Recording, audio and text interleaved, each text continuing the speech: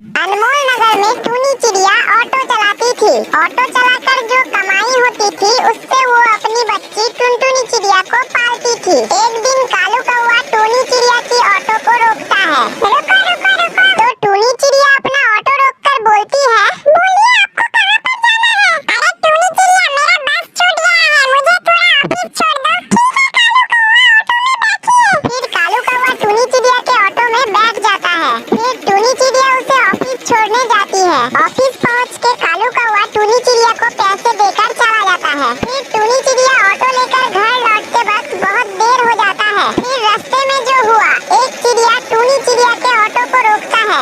Auto वाली, मुझे थोड़ा घर छोड़ दो। अरे मैं अभी नहीं जा सकती, मुझे अपने घर जाना है, बहुत देर हो गया है, मेरी बच्ची टुनटुनी घर में अकेली है। अरे मुझे छोड़ दो, फिर चले जाना, थोड़ी दूर में ही है मेरा घर। अच्छा ठीक है, बैठो। फिर वो चिड़िया टूनी चिड़िया के ऑटो में बैठ जाती है। फिर टूनी चिड़िया ऑटो चलाने लगी। ऑटो चलाते चलाते बहुत दूर चली जाती है। फिर टूनी चिड़िया उसे बोलती है, अरे कहाँ है आपका घर, और कितना दूर जाना है? फिर पीछे बैठी हुई चिड़िया कुछ नहीं बोलती है। तो टूनी चिड़िया पीछे मुड़ के देखती है कि वो चिड़िया भूत बन चुकी है। फिर टूनी चिड़िया बहुत डर जाती है और बोलती है, अरे ये किस भूतनी को बैठा लिया मैंने ऑटो में? अरे आप कौन हो और क्या चाहती हो मुझसे? और ये सुन के भूतिया टूनी चिड़िया बोलती है, तेरी मौत। और ये बोलकर भूतिया चिड़िया बहुत हंसने लगी। फिर टूनी चिड़िया के दिमाग में एक आइडिया आया। वो ऑटो जोर जोर से चलाने लगी और एक खाई के पास आकर टूनी चिड़िया ऑटो से कूद गई और भूतिया चिड़िया के साथ ऑटो खाई में गिर गई।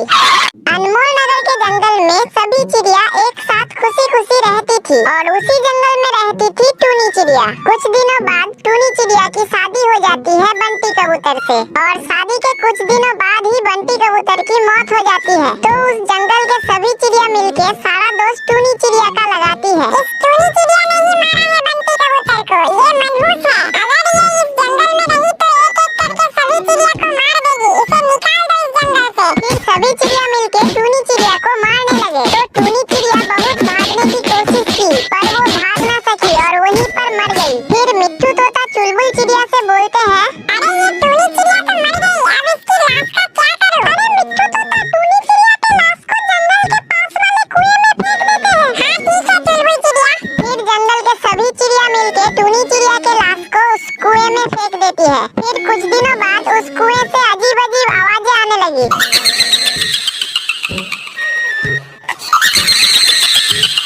वो आवाजें और किसी की नहीं, टूनी चिड़िया की थी। फिर जंगल के सभी चिड़िया उस कुएं के पास जाने से डरने लगे। एक दिन चुलबुल चिड़िया उस कुएं के पास से गुजर रही थी तो भूतिया टूनी चिड़िया उस कुएं से निकल के बोलती है, मैंने तुम लोगों का क्या बिगाड़ा था जो तुम सबने मिलकर मुझे मार दिया? अरे टूनी चिड़िया, मैंने कुछ नहीं किया, वो तो मिट्ठू तोता और जंगल के सभी चिड़िया ने मिलकर तुम्हें मारा है। झूठ मत बोलो चुलबुल चिड़िया, मुझे सब पता है। और ये बोलकर भूतिया टूनी चिड़िया बहुत हंसने लगी। और इधर चुलबुल चिड़िया डर डर के बोल रही है, मुझे माफ कर दो टूनी चिड़िया, कभी नहीं, मौत का बदला मौत। और ये बोलकर भूतिया टूनी चिड़िया चुलबुल चिड़िया को मार देती है और भूतिया टूनी चिड़िया उस कुएं के अंदर चली जाती है और चुलबुल चिड़िया की लाश उस कुएं के पास ही पड़ी रहती है। और ये सब दूर से मिट्ठू तोता देख लेता है और वहाँ से डरकर भाग जाता है और जंगल में जाकर सभी चिड़िया को बताता है, अरे तुम लोग जानते हो हम लोगों ने मिलकर जो टूनी चिड़िया को मार दिया था वो अभी भूत बन चुकी है और वो हम सबको मार डालेगी। और ये सुनकर जंगल के सभी चिड़िया डर डर कर रहने लगे। फिर दूसरे दिन मिट्ठू तोता खाने की खोज में जाते हैं और लौट